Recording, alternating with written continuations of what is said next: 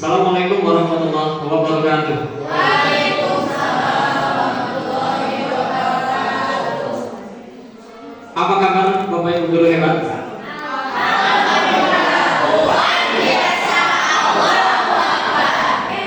Terima kasih sudah meluangkan waktu di kegiatan kali ini, dan terima kasih juga sudah datang di undangan yang sudah saya kirimkan ya. Alhamdulillah pada kesempatan kali ini saya akan melakukan aksi nyata, atau dalam hal ini saya akan melakukan diseminasi tentang materi yang saya sudah dapatkan di pendidikan guru penggarap, yaitu saya masuk ke modul 1.4, temanya budaya positif.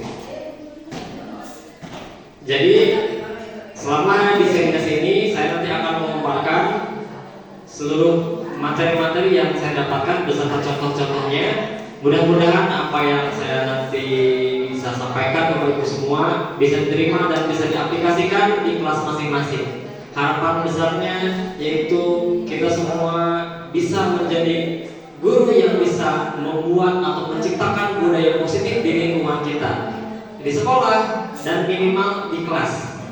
Nah itu, alhamdulillah tidak terasa ya, sudah hampir 2 bulan saya mengikuti pendidikan guru penggarap, dan mudah-mudahan sedikit-sedikit bisa diaplikasikan dan bisa di-share ke teman-teman sekalian. Jadi kita langsung saja. Kita akan membahas tentang budaya positif, di mana di dalamnya ada 6 hal yang akan kita pelajari. Yang pertama, disiplin positif dan nilai-nilai kebajikan. Yang kedua, teori motivasi, hukum dan penghargaan, kemudian restitusi. Yang ketiga, keyakinan kelas. Yang keempat, kebutuhan dasar manusia dan dunia berkualitas. Yang kelima, restitusi.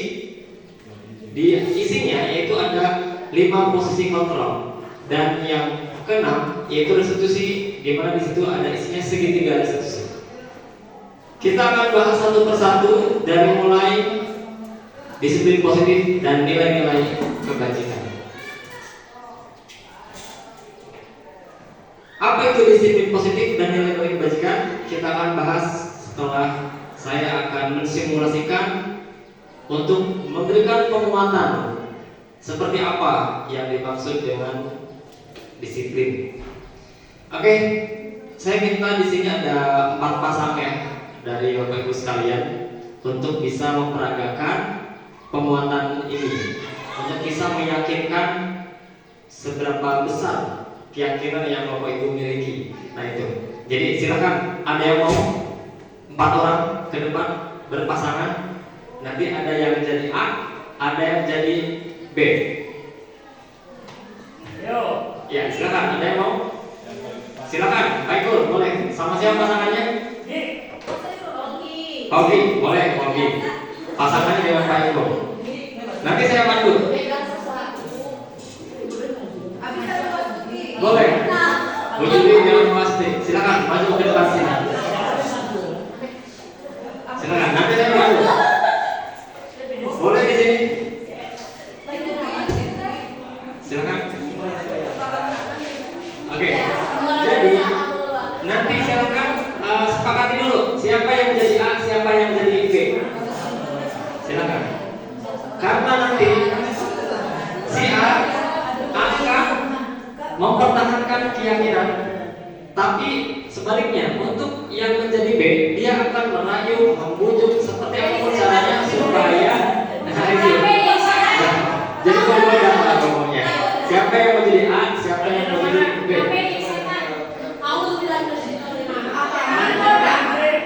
Ayo silakan, nanti saya instruksikan. Pokoknya yang jadi B, dia membujuk, merayu, pokoknya yang benar-benar bisa mempengaruhi si A supaya membuka gerakannya itu. Udah siap? Siapa yang jadi A?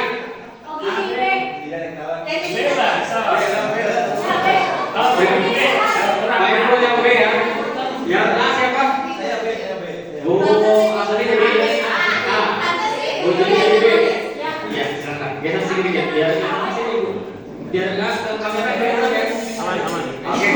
Nah sekarang tugasnya yang jadi A itu orang yang nanti akan melemparkan tangan. Di mana di situ ada seolah-olah benda yang benar-benar berharga sekali. Pokoknya tidak ada selain yang ada di gambar itu yang paling berharga di dunia ini. Nah, selanjutnya yang ke gimana caranya supaya membujuk si A supaya membuka genggamannya. Nah itu kita akan kasih durasi waktu kurang lebih 3-5 menit.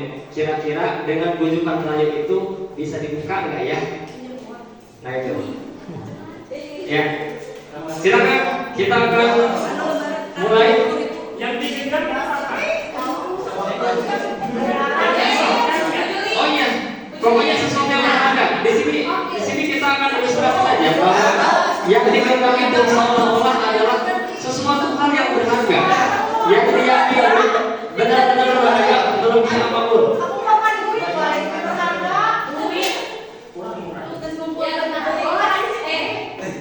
Oh ternyata ada uang ya. Oke, ilustrasinya jadi uang. Silakan. Yang penting itu benar-benar berharga. Oh atau mau dipakai lagi untuk jalur juga? Oke, siap ya. Mulai dari sekarang. Yang digenggam apa? Sesuatu yang paling berharga dalam hidup Pak Augie apa? Oh berarti handphone.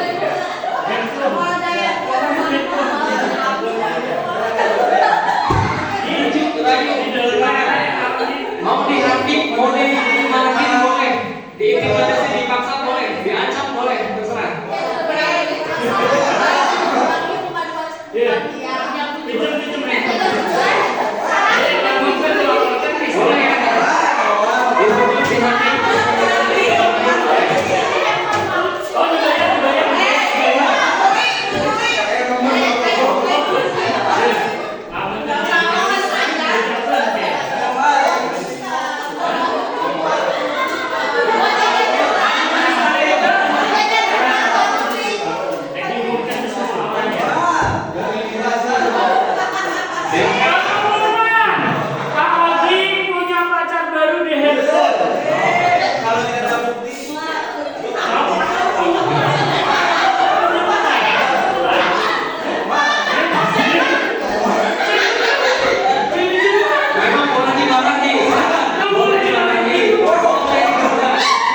Bahkan boleh dikritik.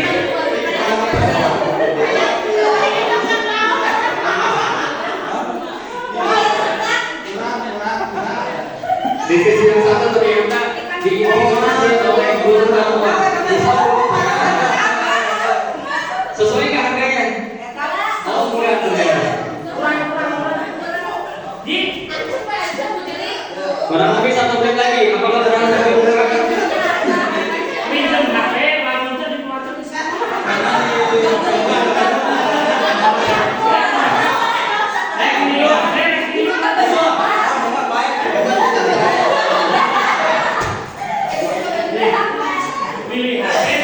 Oke, selesai. Jangan dulu. Silakan, kita akan bahas dulu di sini. Nah, sekarang di situ ada kejadian yang sudah dilaksanakan. Ternyata tidak ada yang membuka. Ternyata sangat kuat sekali. Nah, pertanyaannya, kenapa? Baik di sini Pak Augie dan Bu Asti, kenapa kok nggak mau membuka kepalan tangan? Dari Pak Augie dulu, kenapa? Kok sampai segitunya tidak mau membuka kepalan tangan? Tadi kan objeknya HP ya Pak. Jadi di dalam HP itu kan terdapat privasi kita. Bisa. Kalau videonya Pak ada misalnya ada pacar ataupun apa. Nah kalau udah tadi diketahui oleh sangat itu. Berarti meyakini dalam hati bahwa tidak boleh diketahui oleh orang lain. Nah sekarang, lain. Sekarang kenapa kok padahal lumayan berapa ratus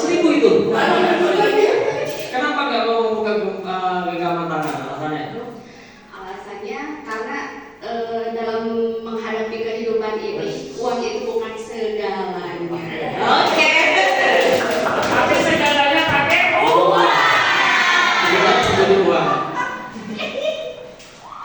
Jadi memang seperti halnya kalau kita dalam agama Islam kita punya keyakinan kan. Pada saat keyakinan kita akan digoyahkan oleh orang lain, tentu kita akan bertahan sekalipun seperti yang berjihad di luar sana, sekalipun mati sepertinya tidak akan pernah goyah. Karena apa? Diyakini dalam hati bahwa ini adalah sesuatu yang paling berharga di dunia ini. Maka berarti Pak Ogi dan Bu Astuti sudah berhasil mempertahankan keyakinan. Dan keyakinan itu nanti kita akan bahas ada kaitannya dengan bagaimana kita harus bisa membudayakan hal-hal yang positif di sekolah kita. Nah, pertanyaan yang kedua, pada saat tadi tentu ada kontrol yang memegang genggaman tangan. Pertanyaannya, nah ini, siapa yang memegang kendali atau kontrol untuk membuka atau menutup kepala tangan? Betul sekali. Memang diri sendiri karena dia yang memiliki keyakinan. Pada saat ingin melepaskan, berarti dia sudah mengontrol dirinya sendiri untuk bisa melepaskan apa yang ada dalam hatinya itu. Oke, itu kuncinya adalah bahwa keyakinan harus dipertahankan dengan teguh, dengan rasa bertanggung jawab, dan juga harus benar-benar dijaga kemurniannya. Oke, terima kasih teman buat.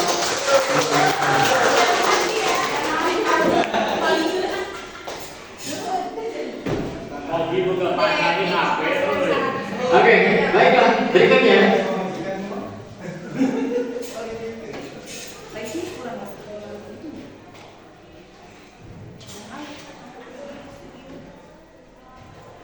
maju ya. Oke, ini kenapa mundur?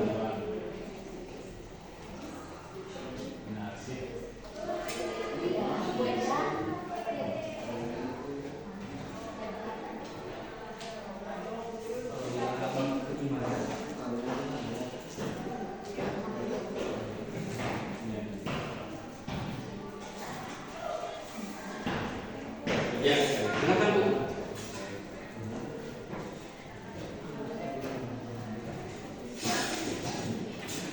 Kita akan sedikit membahas tentang teori kontrol dari Dr. William Glasser. Jadi ada sedikit perubahan. Dulu teori kontrol yang sekarang adalah choose teori. Jadi teori itu tentang pemilihan. Ada 3 ilustrasi yang saya hadirkan di sini. Yang pertama, ilustrasi guru mengontrol murid. Selama ini memang terkesan, bahkan mungkin bukan terkesan lagi, tapi memang kenyataannya seluruh murid kita itu dikontrol oleh guru. Sepakat kan? Termasuk saya pun di kelas, ya gimana saya? Murid gimana saya? Apapun ya perintah saya yang harus dilakukan oleh murid. Itu ilustrasi bahwa murid itu memang dikontrol oleh guru. Kemudian ada lagi ilustrasi bahwa penguatan positif efektif itu penguatan positif itu dapat efektif dan bermanfaat. Nah ini. Jadi pada saat ada penguatan positif, nanti akan berdampak perubahan terhadap si murid itu sendiri. Kita akan buktikan nanti apakah itu benar-benar efektif atau bermanfaat. Kemudian ada ilustrasi juga bahwa kritik dan membuat orang merasa bersalah itu dapat menguatkan karakter. Kita pernah dikritik dan kita pun pernah mengkritik. Kira-kira apakah itu dapat menguatkan karakter seseorang? Ada yang iya, ada yang tidak. Bisa ya, bisa tidak. Tapi kita akan buktikan nanti. Kemudian ada juga kadang-kadang orang yang pernah membuat orang itu merasa bersalah, merasa tidak enak hati terhadap orang itu. Nah, kira-kira itu dapat menguatkan karakter atau tidak? Kita nanti akan bahas juga. Nah, terakhir bahwa ada ilusi orang dewasa itu memiliki hak untuk memaksa. Cenderung ada yang seperti itu. Apalagi kita terhadap murid kita, di mana sudah sangat jelas bahwa murid itu lebih muda daripada kita. Dan disitulah kita terkadang memiliki hak untuk memaksa. Oke. Sekarang kita akan bahas tentang disiplin. Kira-kira mendengar kata disiplin yang terlintas apa dulu? Yang terlintas kalau disiplin, kepatuhan, aturan yang harus dipatuhi. Sepakat ya? Aturan yang harus dipatuhi.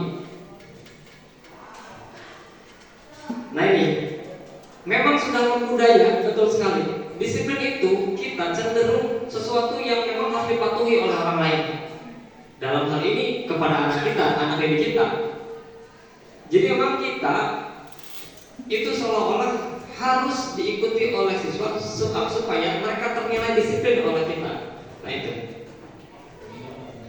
Tapi sebetulnya Bapak Ibu juga merasakan kalau aturan itu terlalu ketat, nyaman nggak?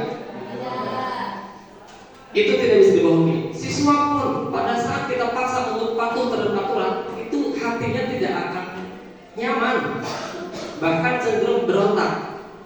Nah itulah, dan kita akan terapkan di sini yang tidak mengarah kepada ketidaknyamanan. Seperti apa? Cukup panjang pembahasannya. Jadi kita ngambil dari dua sumber, Ki Hajar Dewantara dan juga Deng Gosen. Nah di sini disiplin positif yang menurut Ki Hajar Dewantara itu mengarah kepada kemerdekaan. Jadi supaya anak itu merasa merdeka dengan adanya kedisiplinan di sekolah, bukan merasa tertekan.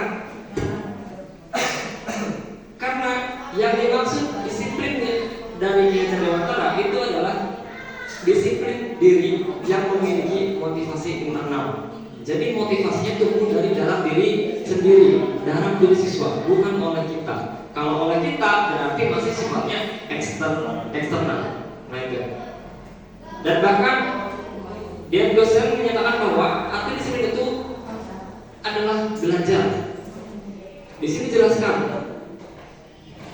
Jadi ada kata disiplin itu juga bisa diartikan sebagai murid atau pengikut. Artinya pada saat kita mengungkapkan kata disiplin, disitulah ada proses pembelajaran, bukan sesuatu yang harus benar-benar ditakuti, tapi di situ ada proses pembelajaran.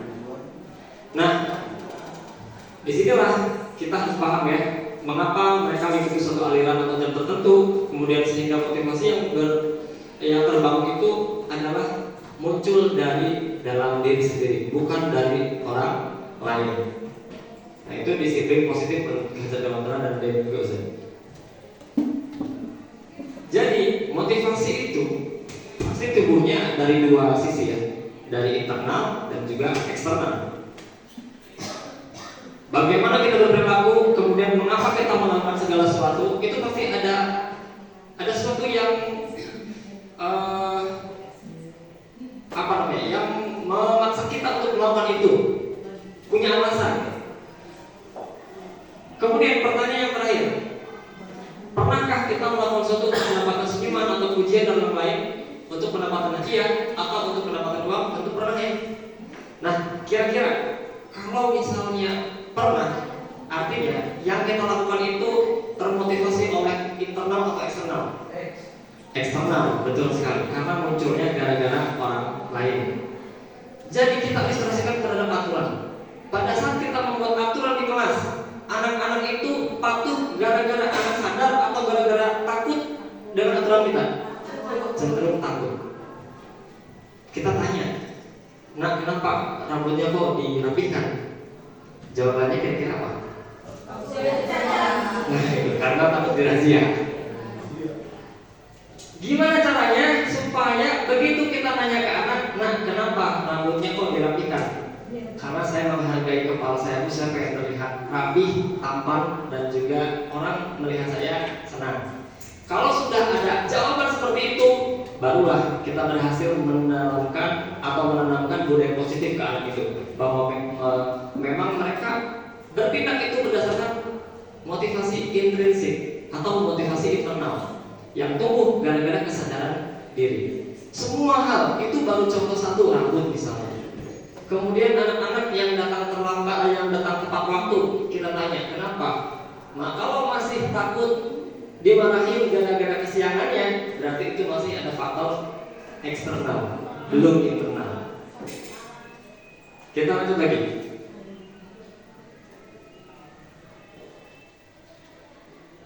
Nah, apa sih kok harus ada tujuan disiplin positif? Supaya kita bisa menanamkan motivasi yang ketiga, yaitu yang tadi, untuk menjadi orang yang mereka inginkan dan menghargai diri sendiri dengan nilai-nilai yang mereka percaya. Susah menanamkan itu, tapi memang harus seperti itu. Menanamkan anak supaya paham bahwa saya bajunya rapi, supaya terlihat saya mendisiplinkan diri. Saya supaya terlihat rapi oleh orang lain, oleh guru. Jarang sekali ada yang bisa berpikir seperti itu. Rata-rata takut dimarahin, rata-rata takut dipoin misalnya, takut kena sanksi. Nah, hal ini yang harus kita tanamkan. Dan memang susah, tapi ada caranya. Seperti apa? Dan pada intinya disiplin positif itu untuk meraih nilai-nilai kebajikan universal. Ya, apa aja nilai-nilai kebajikan universal? Kita ngambil contoh ini dari beberapa hal ya, dari lembaga lain ataupun yang kita kembangkan di kurikulum dari pemerintahan kita, yaitu profil pelajar Pancasila. Jadi, gimana caranya supaya nilai-nilai kebajikan ini bisa tertanam di anak-anak, termasuk diri kita, dan bisa membudaya di lingkungan sekolah itu. Nah, inilah nilai-nilai contoh, misalnya kalau profil pelajar Pancasila, beriman dan bertakwa kepada Tuhan Yang Maha Esa, berlaku mulia, ya, mandiri, bernama kritis, kemudian bergotong royong, kebinekaan global dan kreatif. Dan bisa kita mengambil dari hal-hal yang lain, atau boleh mengambil dari luar yang di sini. Banyak, bahkan di agama kita, hal-hal positif mungkin lebih banyak dari ini yang bisa ditanamkan. Nah, itu intinya untuk mencapai nilai-nilai kebajikan universal yang membudaya di sekolah kita. Nah, kurang lebih itu Ibu untuk nilai-nilai kebajikan ya, disiplin positif. Sekarang kita akan lanjut ke teori motivasi, hukuman dan penghargaan, kemudian ada seterusnya.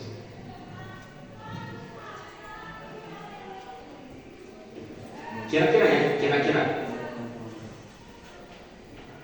Yang pertama dulu, mencatat 100 kali di dalam buku dengan kalimat saya tidak akan terlambat lagi karena terlambat ke sekolah. Kira-kira itu hukuman atau memang konsekuensi? Harus pilih di antara dua. Kira-kira hukuman atau konsekuensi? Ya, hukuman. 1, 2, 3, 4, 5, 6, 7, 8. Mayoritas hukuman. Berarti sisanya yang konsekuensi. Dalam hal ini yang pertama yang mayoritas hukuman. Yang kedua, lari mengelilingi lapangan basket 2 kali karena terlambat hadir di sekolah. Kira-kira hukuman atau konsekuensi? Hukuman. Sepakat sama hukuman? Ya. Oke. Ada yang konsekuensi nggak? Kalau datangnya dari anak, itu konsekuensi Pak. Oke, kita catat dulu ya. Ini hukuman. Siap.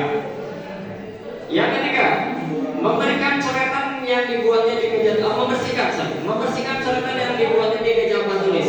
Dia yang bersih sendiri. Konsekuensi atau konsekuensi? Oke, konsekuensi. Terakhir, ada lagi. Murid diminta untuk push up 15 kali karena tidak menggunakan masker di sekolah. Hukuman.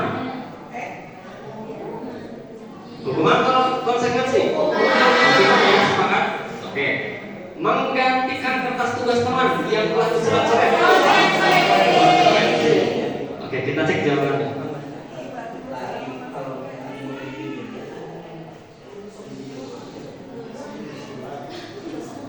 Yang pertama itu adalah sanksi. Yang kedua hukuman, ketiga sanksi, keempat hukuman, dan terakhir sanksi atau konsekuensi.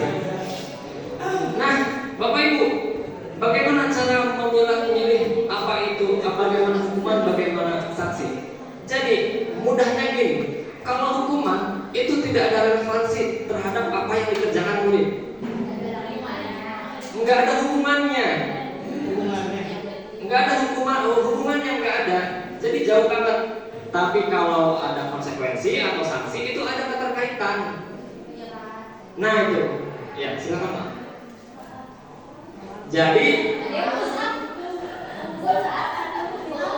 tidak salah aja, apa kesalahan tidak relevan. Contoh gini, dia nggak pakai masker, tapi kok dihukum suruh push up, kan nggak ada kaitannya. Tapi kalau yang ini contoh, mencoret-coret kertas temannya, maka sudah seharusnya dia mengganti. Nah, sedikit-sedikit sudah bisa membedakan apa itu hukuman dan konsekuensi. Dalam hal ini tujuannya kita harus menghilangkan segala bentuk hukuman yang ada di sekolah kita. Tujuannya seperti itu. Oke, kita akan sedikit membedakan mana itu hukuman, mana itu konsekuensi.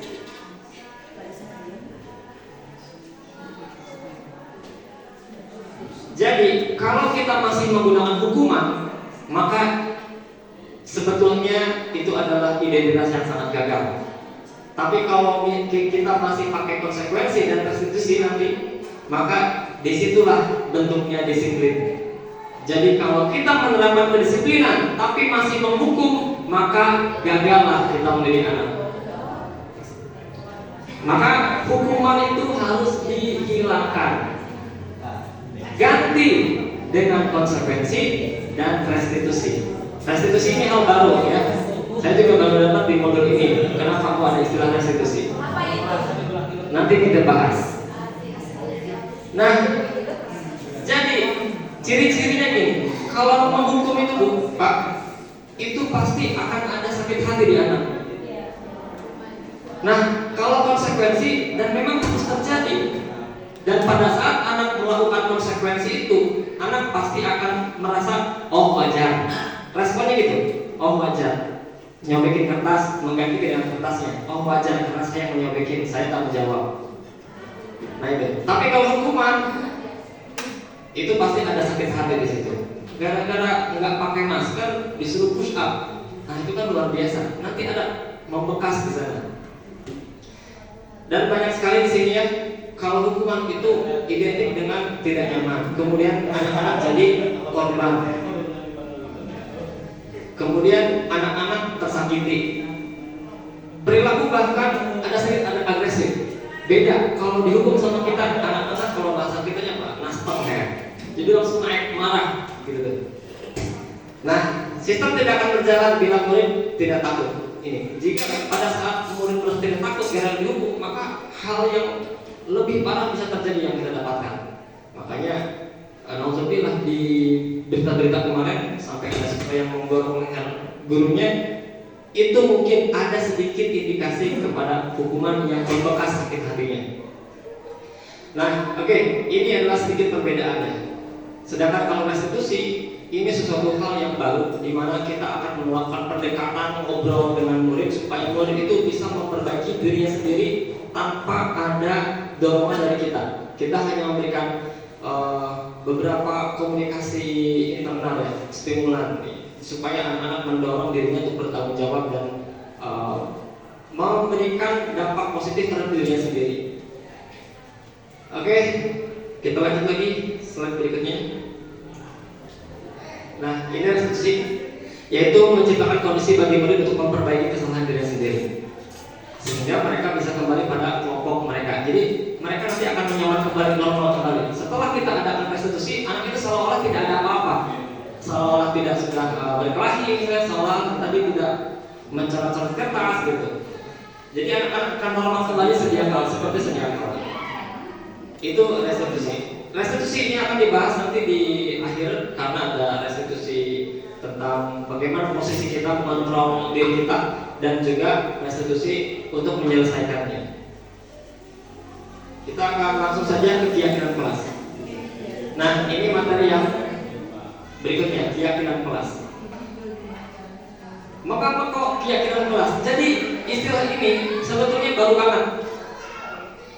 Sebetulnya kita sudah melakukannya, hanya saja kita dulu namanya bukan keyakinan kelas, tapi aturan kelas. Dulu namanya aturan kelas. Sekarang budaya itu akan sedikit-sedikit harus diperbaharui atau diganti dengan nama keyakinan kelas. Maka pertanyaannya, kenapa kok harus keyakinan kelas? Enggak peraturan saja yang seperti biasa diperlakukan. Kemudian, mengapa kok penting untuk menumbuhkan budaya positif di sekolah? Kemudian, mengapa atau bagaimana cara mewujudkannya supaya keyakinan kelas ini bisa efektif di kelas? Langsung saja, ini definisinya, metode ya untuk menumbuhkan memunculkan kembali disiplin positif yang didasarkan oleh motivasi diri. Jadi nanti kalau kegiatan kelas itu anak-anak yang benar-benar membuatnya sendiri tanpa ada paksaan dari guru harus A, B, C, D, karena mereka nanti yang membuat, disepakati. Nah ini bentuknya ya, bentuknya lebih abstrak. Kemudian keyakinannya berupa pernyataan-pernyataan universal. Kemudian pernyataan kegiatan kelas senantiasa dibuat dalam bentuk positif, semuanya kalimatnya pun nggak boleh ada yang negatif. Kemudian hendaknya tidak terlalu banyak sehingga mudah diingatkan dan dipahami semua warga kelas.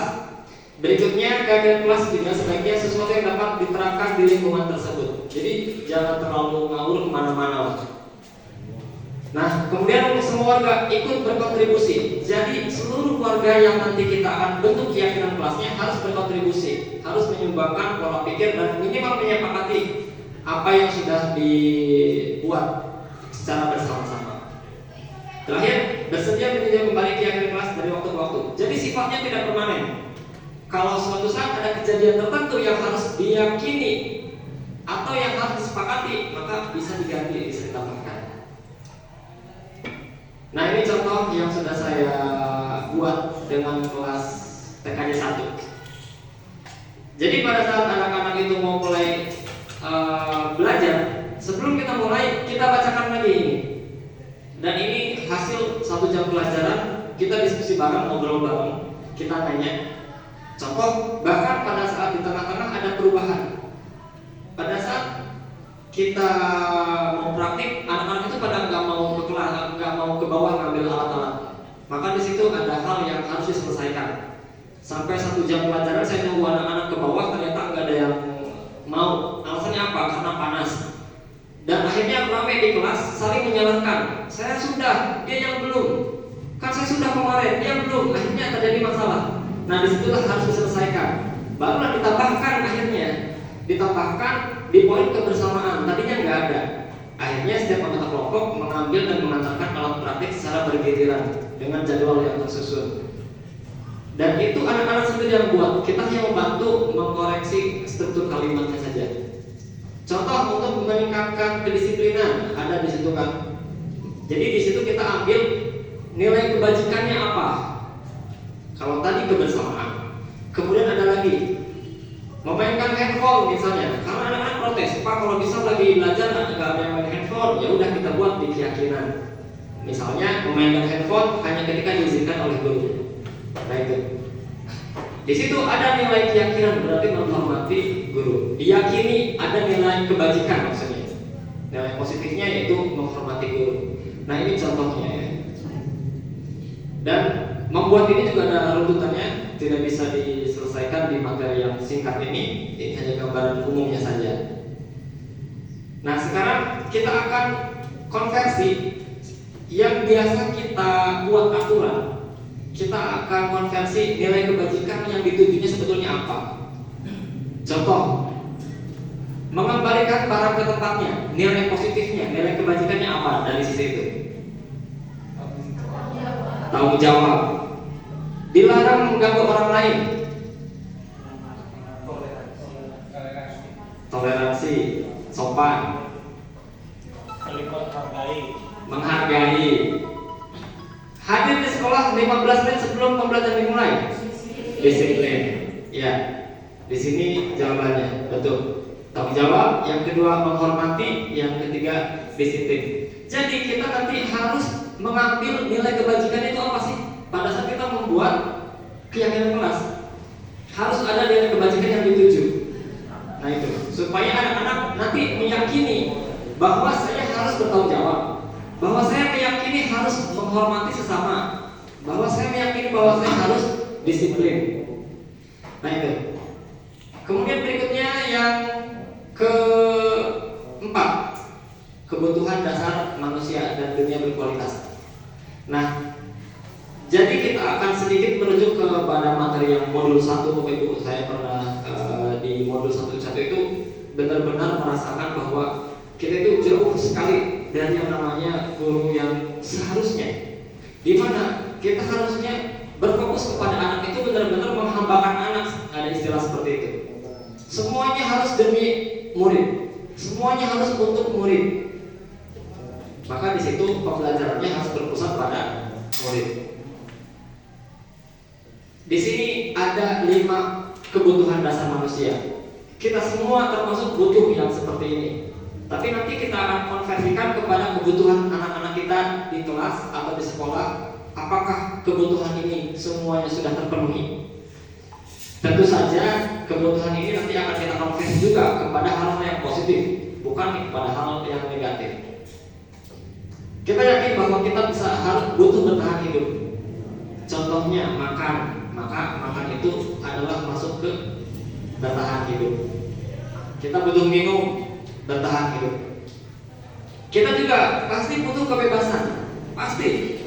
Maka kita juga punya waktu khusus untuk bebas, tidak diganggu oleh orang lain misalnya. Maka anak juga ada, mereka ada rasa ingin bebas. Apakah kita bisa memenuhi kebutuhan itu? Bisa dengan cara apa? Disinilah kita akan masuk ke ranah sana. Anak juga butuh kesenangan, butuh penguasaan, dan juga butuh kasih sayang dan rasa diterima. Kita nanti akan ilustrasikan ke beberapa contoh Bapak Ibu. Contoh kasus Dinda, anak kelas 3 SD. Begitu nyampe rumah di pulang sekolah, dia nangis, ngeluh sama ibunya. Kemudian di situ pengaduannya katanya Dinda itu pokoknya ada keluhan. Di sini kita baca, menurut Anda kebutuhan apa yang berusaha dipenuhi Dinda? Jika jawaban Dinda seperti ini, nanti ada beberapa jawaban. Begitu ditanya sama ibunya, Dinda menjawab. Kemudian jawaban dari orang tua, dari Dinda ke orang tua disampaikan ke guru. Nah contohnya, jawaban Dinda gini. Ibu guru bilang, aku tidak boleh bersenandung sewaktu mengerjakan tugas. Katanya kelas harus tenang, tidak ada suara. Nah, kan nggak seru jadinya. Itu keluhannya ke orang tua. Maka di situ kita harus peka. Ada kebutuhan yang belum kita penuhi di kelas, yaitu tentang kebutuhan dia ingin merasa senang. Nah, maka untuk mengatasi hal itu, kira-kira di kelas harus seperti apa? Itu kan pelajaran PR yang besar buat kita. Dan kita juga nggak bisa harus satu orang seperti itu. Tapi pada intinya di situ ada kebutuhan kesenangan yang dia inginkan. Kemudian yang kedua, ibu guru tidak menyapaku hari ini, padahal aku pakai jepit rambut baru misalnya. Itu kan hal-hal sepele gitu ya. Tapi kan kadang-kadang ada anak yang seperti itu. Berarti di situ ada kebutuhan tersendiri. Apa? Pengen diperhatiin atau rasa diterima, kasih sayang. Nah, berarti kita di sini harus peka jadi guru ya. Nggak bisa cuek ke murid itu. Ada murid-murid yang seperti apapun, ya kita harus peka. Nah, tindakan-tindakannya kita tinggal memilih-milah bagaimana nanti ada siklusnya di restitusi. Dan memang puncaknya ada di restitusi nanti. Nah, sekarang yang kelima, 5 posisi kontrol. Di sini restitusi di mana kita memposisikan kita kepada 5 posisi kontrol. Kita sebagai apa pada saat berinteraksi dengan murid? Ada 5 posisi kontrol yang kadang-kadang sudah kita terlanjur jalani atau yang sudah kita perankan, dan ada tentu yang belum sama sekali. Yang pertama, kita fokus yang paling bawah, penghukum. Bapak Ibu, ada di sini yang tukang menghukum misalnya? BPK. Belum tentu kan belum dianalisa apakah kemarin hukuman atau bukan ya. Yang kedua, pembuat merasa bersalah. Ada yang pernah bikin anaknya sampai merasa bersalah, sampai minta maaf yang berlebihan? Ya. Nah, ini yang paling sering. Apakah pernah merasa murid itu kayak teman dengan kita? Nah, itu berharap dan lain-lain. Yang keempat, ada yang sebagai pemantau. Yang kelima sebagai manajer. Yang kelima, saya ragu dengan jawabannya. Ini yang puncaknya hal barunya itu di manajer sebetulnya. Jadi kita kategori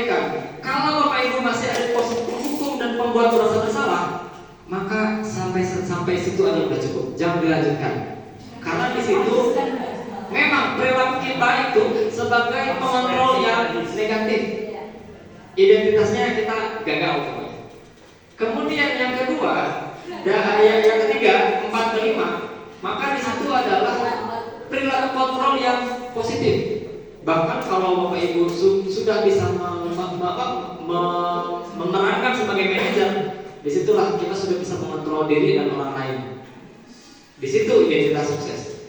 Nah, bahkan di situ juga kita akan memunculkan motivasi intrinsik baik dalam diri kita maupun murid kita. Kita bahas satu-satu.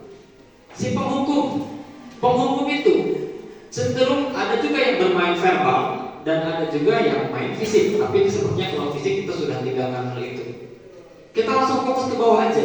Biasanya contoh kata-kata yang diucapkan oleh si penghukum seperti itu ya. Patuhi aturan saya, atau awas ada ancaman misalnya. Awas kamu ya. Kamu selalu salah aja salah.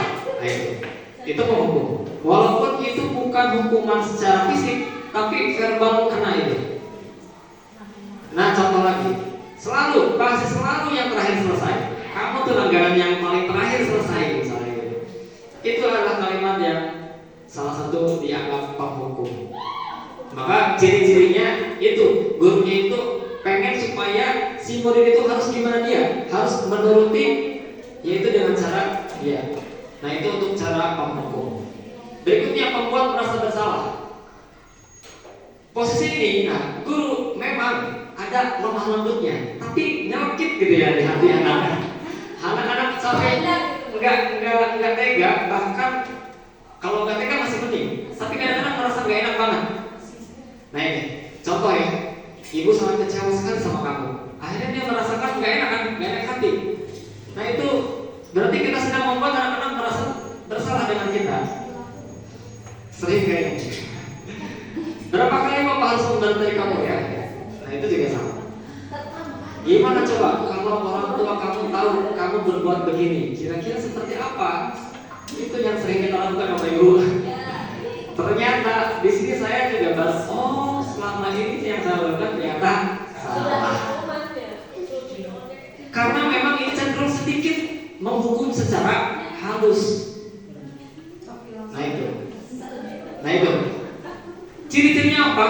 Murid kecewa dengan kita. Itu aja. Nah, yang ketiga, posisi kita sebagai teman. Sebagai teman memang baik, cuma sedikit ada yang kurangnya, di mana anak-anak nanti akan ketergantungan dan bahkan ada sedikit kecewa pada saat kita sudah tidak bisa melayani keinginan beliau dengan anak-anak. Contohnya gini. Nah ini ada beberapa kalimat ya, contoh.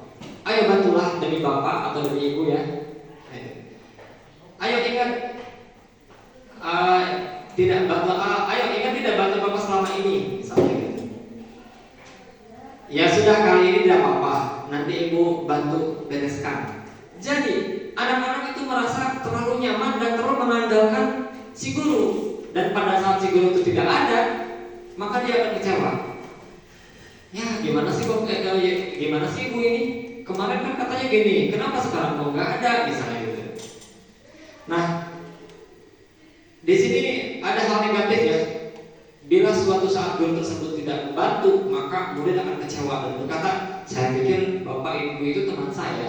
Nah, dalam hati mungkin akan ada perasaan seperti itu, walaupun tidak diucapkan. Di situ ada kecewa. Maka hal ini positif, tapi membuat kita lelah karena harus terus merespon apa yang mereka butuhkan. Nah, kemudian di posisi yang keempat, yaitu seorang pemantau. Ini sedikit lebih cenderung memudahkan kita, dan memang ini seharusnya minimal seperti ini. Ya, jadi kita tugasnya untuk mengawasi, dan kita bertanggung jawab atas perilaku orang-orang yang kita awasi. Jadi kita sebagai guru yang harusnya hanya bisa mengawasi murid-murid kita. Nah, di situ contoh ada beberapa pertanyaan yang biasa dilakukan oleh si pemantau. Nah, kira-kira peraturannya apa ya? Ada pertanyaan kalau yang melanggar, kita tanya balik. Kira-kira karena kesalahan ini peraturannya yang mana yang dilanggar, misalnya gitu. Atau kita tanya pada saat anak-anak berbuat kesalahan, apa yang telah kamu lakukan? Kemudian contohnya lagi, sanksi atau konsekuensinya apa kalau kamu sudah berbuat ini misalnya. Jadi seorang pemantau ini mengandalkan perhitungan, catatan, data yang dapat digunakan sebagai bukti atas perilaku si anak itu sendiri. Jadi kita benar-benar berdasarkan value-nya apa sih? Dan nanti anak-anak akan disinkronkan dengan beberapa pertanyaan-pertanyaan yang memang mereka nanti akan menjawab gara-gara mereka membuka beberapa data yang mereka mungkin anggap mereka melakukan kesalahan. Contoh melanggar peraturan yang mana. Jadi tidak langsung oleh kita direspon sebagai tidak dimarahi, tidak dibuat mereka itu merasa bersalah, atau tidak kita bantu mereka sehingga mereka akan ketagihan dibantu oleh kita. Nah, kemudian yang terakhir yaitu posisi sebagai manajer. Di sini ini puncaknya sebetulnya, di mana kita berperan sebagai seseorang yang nanti akan membuat sebuah komunikasi yang memang nanti komunikasi itu akan membuat siswa itu akan dengan sendirinya memunculkan motivasi intrinsik. Dan tentu ini butuh keterampilan ya, di mana nanti keterampilan ini digabung dari mulai Bapak Ibu sebagai pemantau sampai kepada kita mengatur bagaimana cara kita menangani si anak itu sendiri. Contoh pertanyaannya gini, apa yang kita yakini? Seolah-olah kita sudah membuat keyakinan kelas. Keyakinan mana yang sudah Anda langgar kira-kira? Nah itu contohnya. Kemudian, apakah kamu meyakininya? Kalau mereka ternyata misalnya ada membuat kesalahan, kemudian mereka tak sadar, oh ya Pak, saya tidak menghargai guru. Kita tanya balik, apakah kamu yakin kamu benar-benar tidak menghargai guru saat tadi? Ya Pak, misalnya seperti itu. Jadi pertanyaan itu pertanyaan yang membuat mereka itu sadar diri, intinya itu. Itulah posisi seorang manajer. Contoh lagi misalnya, jika kamu meyakininya, apa kamu bersedia memperbaikinya? Jadi pertanyaan itu kan akhirnya terdorong mereka yang memaksa diri mereka sendiri untuk berubah. Jika kamu memperbaiki hal ini menunjukkan apa tentang dirimu, misalnya mereka akan menjawab sendiri. Kemudian terakhir, apa rencana kamu untuk memperbaiki hal ini? Jadi kan bukan kita yang menyelesaikan masalah, tapi si anak itu sendiri. Nah disinilah manajer. Jadi tidak mengatur perilaku seseorang. Kita bahkan hanya membimbing murid untuk mengatur dirinya sendiri. Seorang manajer bukan memisahkan murid dari kelompoknya, tapi mengembalikan murid tersebut kelompoknya dengan lebih baik dan bahkan lebih kuat. Jadi pada saat kita memanggil murid, kemudian setelah selesai ngobrol sama kita bisa mereka begitu kumpul dengan temannya itu normal lagi, bahkan jauh lebih pede. Bukan gara-gara ada masalah dipanggil sama kita, nyampe ke kelas murung, malu gara-gara melakukan kesalahan. Nah itu posisi di manajer. Oke, di sini ada sedikit ilustrasi contoh bagaimana Pak Joko bisa memerankan dirinya menjadi seorang manajer. Boleh Bapak Ibu disebar aja, dibaca-baca, silakan.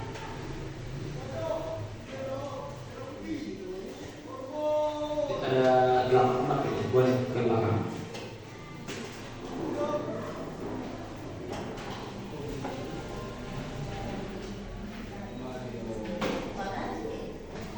Sebelah sana ada yang satu.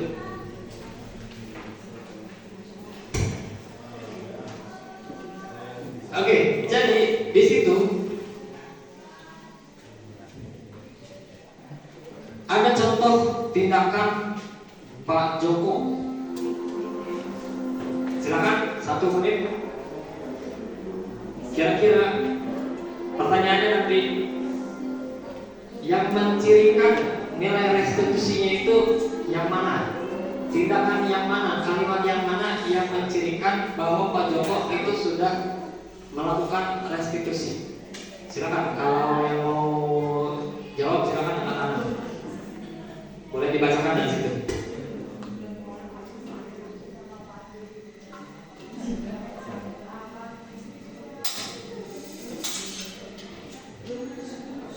Yang megang kertas silahkan. Kalau sudah ketemu di mana kalimat yang mencerminkan konstitusinya, silahkan boleh dibacakan.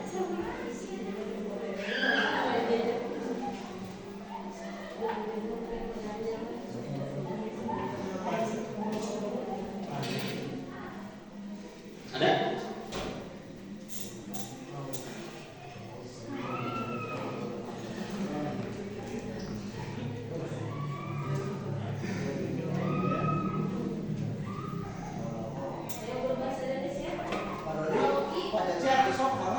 Kalimat mana yang menunjukkan ciri-ciri restitusinya saja?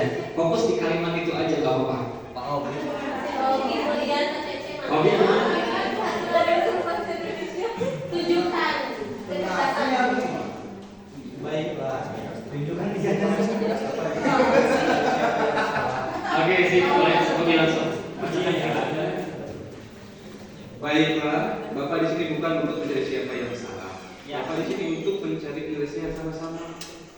Berpikir sama-sama tentang apa yang bisa kita lakukan untuk memperbaiki situasi ini.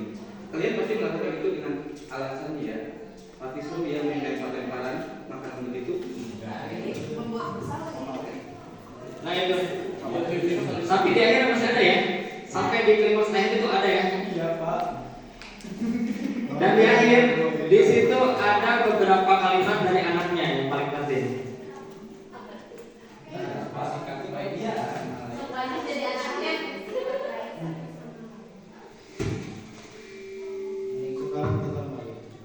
Gimana? Ada yang mau baca lagi? Ayo.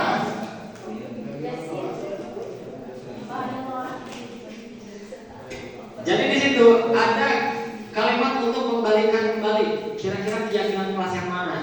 Jadi seolah-olah sudah membuat keyakinan kelas. Nah, di situ nanti anak itu akan merujuk kepada keyakinan kelas dan di akhir nanti mereka akan memperbaiki dirinya sendiri. Poin itu yang paling penting.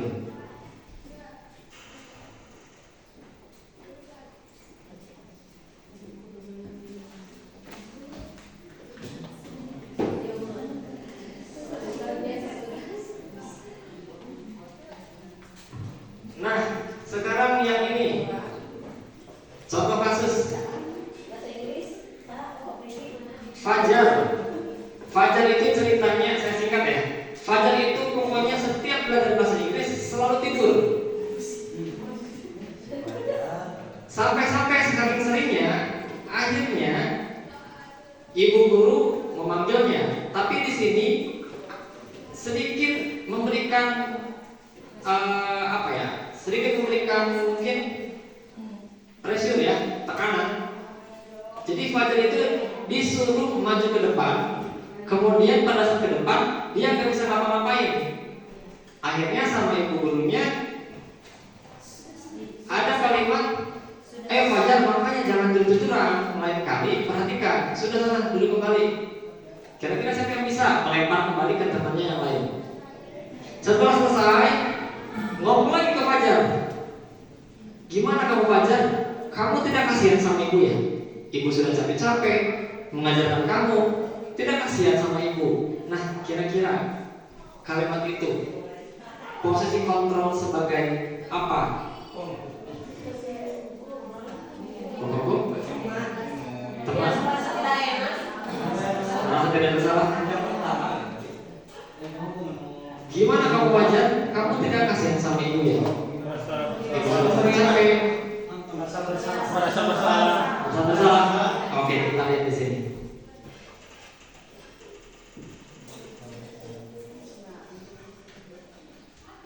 Kita akan lihat di sini contoh-contohnya ya di sini. Jadi kalau ada kalimat menghardik berarti hukuman. Kalau berceramah menunjukkan kekecewaan mendalam itu membuat merasa bersalah. Kalau membuat alasan-alasan untuk muridnya berarti sebagai teman. Kalau menghitung dan mengukur berarti pemantau. Terakhir kalau mengajukan pertanyaan-pertanyaan berarti manajer. Pertanyaan yang sifatnya membangun seperti tadi. Ciri-cirinya, kalau penghukum, guru itu biasanya berkata, kalau kamu tidak melakukannya maka saya akan. Nah itu. Kalau mengecewakan bapak ibu ya. Misalnya bapak ibu capek-capek, maka di situ ciri-ciri untuk membuat merasa bersalah, membuat anak merasa tidak enak gara-gara keterpurukan kita. Nah kalau teman, nah ini contohnya, ayo lakukan demi ibu bapak ya sudah nanti bapak ibu bantu bereskan. Nah itu ciri-ciri sebagai teman. Nah kalau misalnya sebagai pemantau, ada pertanyaan seperti ini, apa peraturannya, apa konsekuensinya, apa yang telah kamu lakukan, apa yang terjadi sekarang. Tapi kalau manajer itu menggabungkan dari jadi sebagai pemantau dan juga sebagai manajer. Apa yang kita yakini, apa kamu yakin dengan hal tersebut? Nah kalau kamu meyakininya, maukah kamu memperbaikinya? Jadi memaksa anak merespon dengan positif dan mereka sendiri yang akan menyelesaikannya. Nah itu ciri-cirinya. Ada banyak sekali di sini. Hasilnya seperti apa? Kalau misalnya sebagai penghukum, kalau sebagai manajer, nanti sebagai anak-anak itu responnya seperti apa? Hasilnya seperti apa? Dan biasanya respon murid itu seperti apa? Ya, kalau dihukum biasanya mereka cenderung tidak peduli. Kemudian kalau misalnya merasa bersalah, mereka paling hanya minta maaf. Kalau sebagai teman, nah mereka mungkin sedikit ada berpikir seperti itu, berpikir bahwa mereka itu teman mereka, kita teman mereka maksudnya. Nah kalau yang pemantau, nah ini anak-anak itu cenderung seperti itu. Saya akan dapat berbintang kalau melakukan hal tersebut. Jika sudah melakukan hal tersebut, saya akan mendapatkan apa, misalnya gitu ya. Tapi kalau misalnya kita sebagai manajer, respon anak itu bisa sampai bagaimana caranya agar saya memperbaiki keadaan ini, atau saya akan memperbaiki masalah ini dengan apa. Jadi intinya anak benar-benar ingin menyelesaikannya sendiri dan merasa tanggung jawab.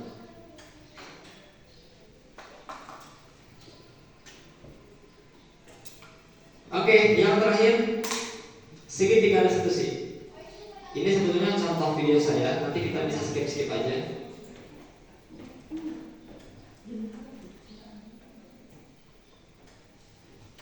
Pembahasan terakhir, saya sudah mensimulasikan dengan beberapa murid, ada 2 murid di sini yang sudah mensimulasikan apabila restitusi itu dilaksanakan.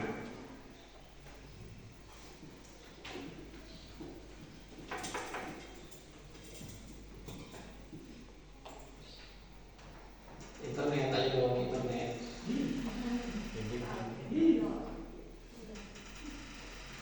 Mana ya? Baterainya kok hilang? Mati. Atau handphonenya mati?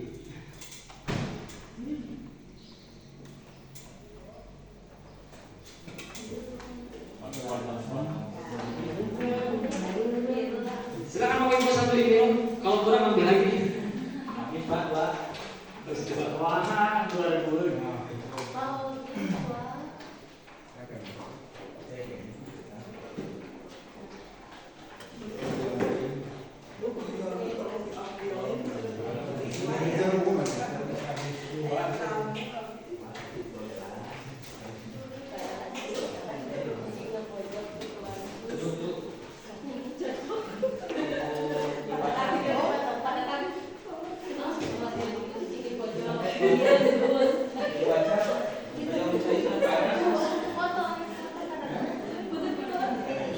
Videonya udah dimasuk ke YouTube, di masternya udah dihilangin soalnya. Kita langsung ke kasus yang kedua aja deh.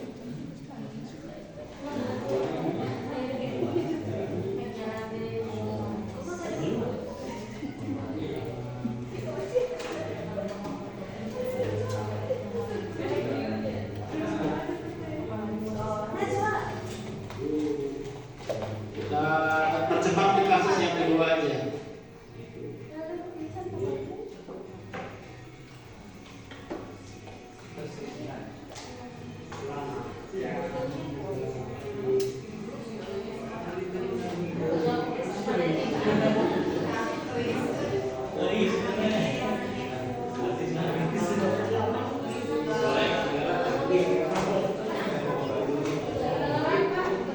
Ini pelakunya.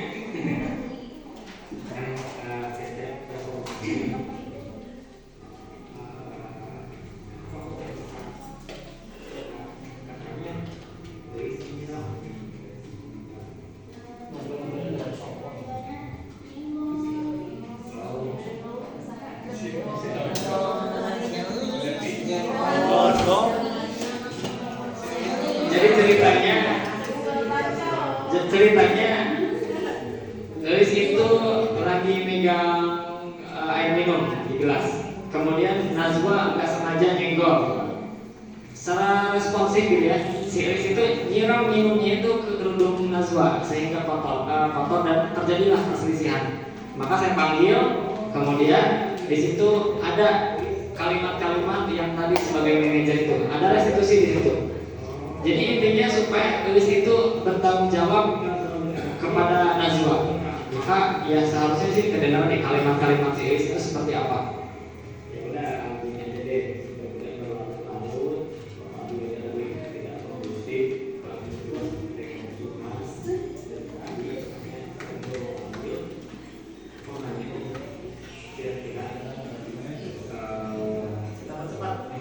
cepat dikit ke kata-kata Elisnya saja.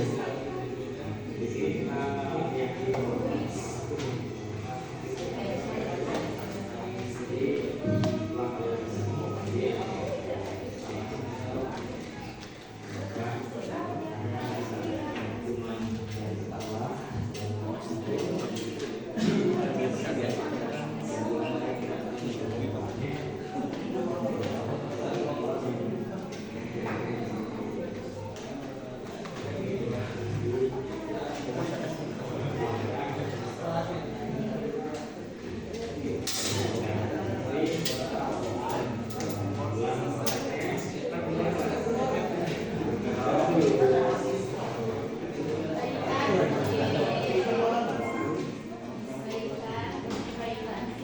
tanggapan murni ya.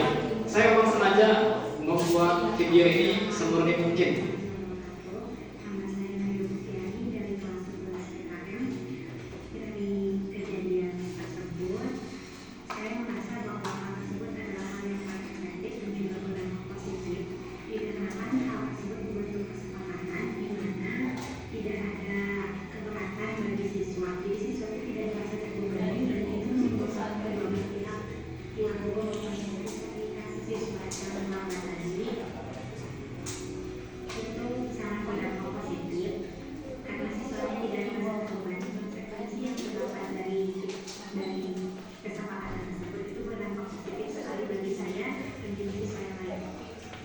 Satu lagi Grace.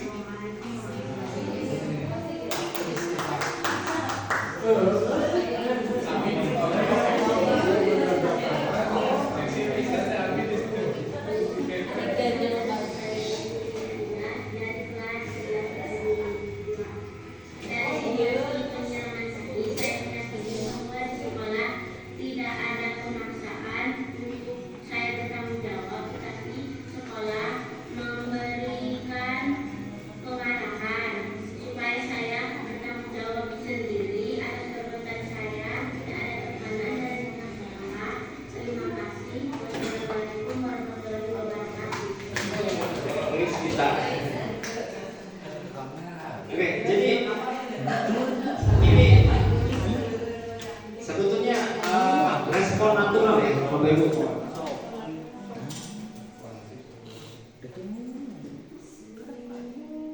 Di situ responnya memang natural. Silakan, pokoknya Bapak nggak mau nyeting kalian harus berkata-kata apa. Kira-kira kalau Bapak melakukan hal yang tadi kita simulasikan, kira-kira gimana sekolah atau gimana kalian ngerasainnya? Akhirnya seperti apa responnya? Responnya itu ternyata bagus. Oke, terakhir inilah segitiga restitusi. Jadi contoh yang tadi itu adalah salah satu contoh bagaimana saya sudah mensimulasikan segitiga restitusi ke anak dengan permasalahan yang tadi. Jadi ada langkah-langkah yang harus kita tempuh. Yang pertama, menstabilkan dulu identitas. Jadi pada saat ada masalah di anak, jangan langsung anak itu dibuat tegang. Tapi bagaimana caranya? Ajak mereka ngobrol, jauhkan dari hal-hal yang tadi kejadian itu. Netralkan lagi supaya perasaan mereka itu baik-baik saja dulu. Barulah setelah itu kita validasi mana tindakan yang menurut mereka merasa itu adalah salah, yang salahnya di mana, sampai mereka nanti bercerita sendiri. Bukan kita yang menekan, kita hanya membantu mereka untuk merespon apa yang kita butuhkan data informasinya. Barulah setelah itu kita menanyakan keyakinan mana yang kamu langgar, keyakinan mana yang akhirnya tidak digubris oleh anak kita gitu ya. Sehingga nanti mereka akan dengan sendirinya sadar, oh iya saya salahnya di sini Pak. Nanti terakhir baru kira-kira gimana penyelesaiannya, mau berbuat apa untuk bisa menyelesaikan masalah ini. Jadi teori kontrol ini yang segitiga restitusi ini langkahnya itu nggak langsung gitu-gitu aja, langsung kita eksekusi begitu aja. Kita harus ada pendekatan dulu dengan anak secara khusus. Nah, inilah segitiga restitusi. Jadi satu, kita harus menetralkan dulu dengan beberapa hal yang bisa kita tempuh dengan pembicaraan dari hati ke hati lah. Jadi contoh, nggak apa-apa, setiap orang pasti pernah melakukan kesalahan hal itu. Jadi nggak apa-apa. Nah kemudian kamu bukan satu-satunya kok yang pernah melakukan hal ini. Jadi kan akhirnya anak tenang tuh.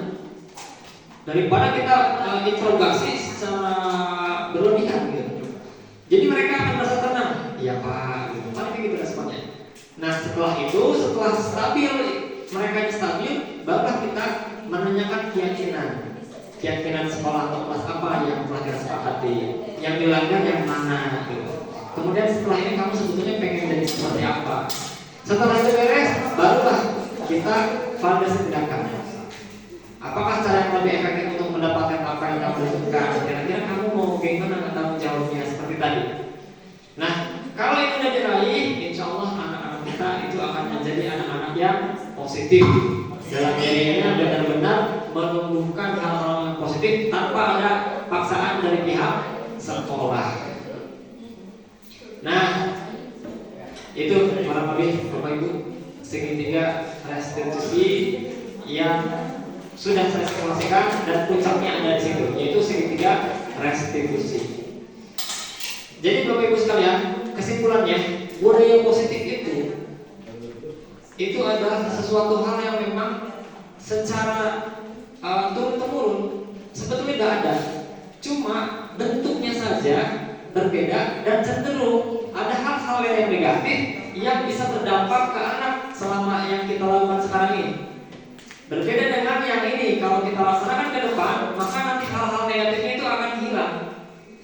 Hanya saja memang sulit untuk menghilangkan budaya-budaya yang sudah melekat selama ini. Nah, kalaupun misalnya mau, kita harus benar-benar bersama-sama gitu. Makanya memang butuh dari mulai leader kita, dari kepala sekolah ke para pimpinannya, supaya bagaimana caranya budaya positif ini benar-benar dilaksanakan. Tapi minimal Bapak Ibu sekalian, silakan Bapak Ibu di kelas coba berperan sebagai apa. Kemudian Bapak Ibu bisa mengakomodir kebutuhan siswa dari sisi apa, sehingga anak-anak itu benar-benar tidak ada tekanan intinya itu. Gimana cara supaya anak-anak merasa nyaman di kelas belajar dengan kita, baik itu dari guru mata pelajaran atau berkomunikasi dengan wali kelas. Jadi kesepakatan kayak keyakinan kelas itu bisa nanti keyakinan kelas itu keyakinan pribadi dengan guru mata pelajaran atau dengan wali kelas itu sendiri. Dan lebih besarnya lagi yaitu keyakinan kelas yang dibuat oleh sekolah. Dan itu PR besar banget sebetulnya, karena itu harus melibatkan seluruh pihak sekolah yang terlibat. Bukan hanya kepala sekolah, wakasek, tapi seluruh guru juga menyepakati keyakinan kelas yang harus disepakati dengan siswa ya sendiri dan orang tua. Itu yang paling berat buat kita. Nah, terakhir refleksi, kira-kira saya minta respon dari teman-teman sekalian. Ya, yang pertama, kira-kira perasaan Bapak Ibu setelah menerima materi ini, perasaannya seperti apa? Atau gambarannya seperti apa? Yang mau memberikan tanggapan, Bu Lian silakan. Assalamualaikum warahmatullahi wabarakatuh. Sebelumnya saya sangat berterima kasih kepada Bapak Naji ya sebagai pemateri khususnya dalam kegiatan grup penggerak. Saya sebagai pelaksana pengajar ya, ada pencerahan bagaimana sikap saya dalam menanggapi keadaan siswa di sekolah. Kemudian untuk praktik di sekolah, terutama di kelas, ya ada dalam bentuk KBM, ada istilah hukuman dan konsekuensi. Nah, saya akan berusaha di sini ya untuk memilih dan memilah mana itu hukuman, mana itu konsekuensi. Saya berusaha untuk itu dijadikan konsekuensi, bukan hukuman. Kemudian dari praktik sebagai tadi kan penghukum, kemudian sebagai pembuat rasa bersalah atau kecewa, teman, manajer, pemantau. Nah, itu sangat bermanfaat bagi saya gitu, bagaimana sikap yang harus dilakukan ya. Tapi yang saya rasakan di sini memang saya berusaha sebagai teman ya, supaya nyaman si anak gitu. Tapi ada kalanya saya juga memantau dan anak juga ingin merasakan sebagai manajer. Jadi merasakan sendiri apa yang harus atau istilahnya merasakan gitu apa yang harus diperbaiki oleh mereka ya, sebagai manajer. Itu saja. Assalamualaikum warahmatullahi wabarakatuh. Terima kasih Ibu Lia sudah memberikan tanggapan. Dan memang intinya harus berusaha supaya kita tidak jadi menghukum dan tidak jadi membuat merasa siswa kita bersalah. Nah itu. Ada lagi yang ingin menanggapi tentang materi yang tadi? Perasaan sudah, kemudian kira-kira gambaran ke depan. Ini kira-kira pertanyaan kedua saya ganti. Gambaran ke depan setelah mendengarkan materi tadi. Ada yang mau menanggapi? Baik secara pribadi atau secara umum silahkan. Ke depan kira-kira setelah ya silakan Pak Gis. Assalamualaikum warahmatullahi wabarakatuh. Yang pertama mengucapkan terima kasih atas materinya, cukup memberikan pencerahan bagi saya terutama, sebab banyak yang bilang tadi katanya Pak Haji suka ngomongin suka menghukum. Memang kenapa saya menghukum, karena pada saat itu yang ada di benak saya, karena kalau berkaca dalam agama kan yang ada hukuman gitu ya. Hukuman itu kan dari asal katanya bahasa Arab hukman ya. Hukman itu artinya hukuman yang di dalamnya ada kebijaksanaan. Toh pada kenyataannya setiap hukuman yang saya berikan tidak semua berbentuk fisik, tetapi juga berbentuk kedisiplinan. Seperti mana contoh, ketika ada anak yang kesiangan, saya juga kan tidak langsung lari membersihkan, tidak. Saya tanya apa alasan kesiangannya. Toh kalau memang dia alasannya motornya mogok Pak, Bapak juga sama pakai motor, pakai kendaraan. Saya jauh Pak, jauh mana dengan saya. Saya coba untuk mereka itu memahami keberadaan dan agar bertanggung jawab terhadap dirinya. Contoh lagi, waktu ada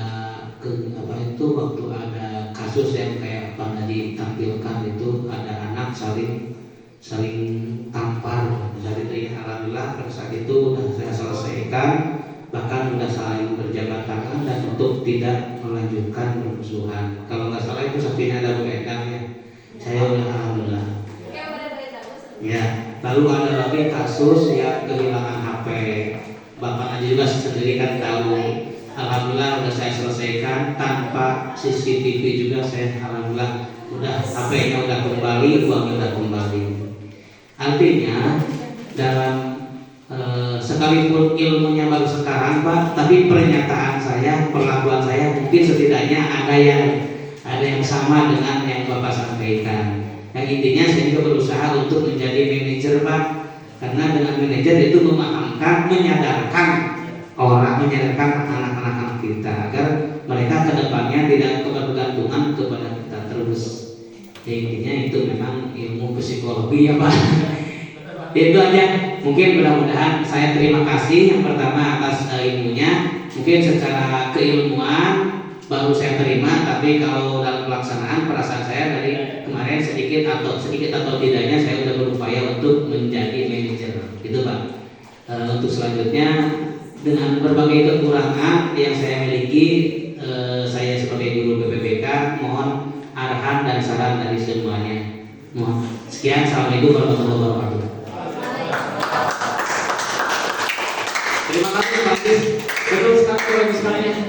Ya, saya juga termasuk begitu menyimak materi ini. Asal enggaknya ada yang sudah pernah kita lakukan gitu. Kita pernah sebagai berperan sebagai A, B, C gitu yang ada di sini. Tapi akhirnya termotivasi juga. Oh, saya harus jadi seorang manajer gitu. Sampai sekarang ya saya masalah diri, apapun masalah di kelas ya udah saya ingin menjadi seorang manajer dulu dengan segitiga diskusi, menanyakan, mengkonfirmasi sampai anak itu memunculkan intrinsiknya, jadi memunculkan dari diri sendiri supaya mereka memperbaiki diri sendiri. Nah, Bapak Ibu sekalian, mudah-mudahan dengan adanya materi ini kita semua bisa lebih baik lagi dalam menangani murid kita di sekolah kita, ataupun secara khusus di kelas dan bahkan pelajaran kita. Dan mohon maaf apabila dalam pemaparan ini ada banyak kekurangan sekali yang saya belum bisa penuhi ya, dan mudah-mudahan bermanfaat buat kita semua. Terima kasih, selamat menjalankan materi yang sudah saya laksanakan dengan cara Bapak Ibu sekalian. Mudah-mudahan lancar aktivitasnya. Dan terima kasih Bapak Ibu guru hebat. Saya yakin semua guru-guru itu hebat-hebat. Dan saya yakin semuanya bisa menjadi pemimpin perubahan yang bisa membudayakan budaya positif di lingkungan sekolah kita. Tepuk tangan untuk Ibu sekalian. Saya akhiri wabillahi taufiq wal hidayah. Assalamualaikum warahmatullahi wabarakatuh.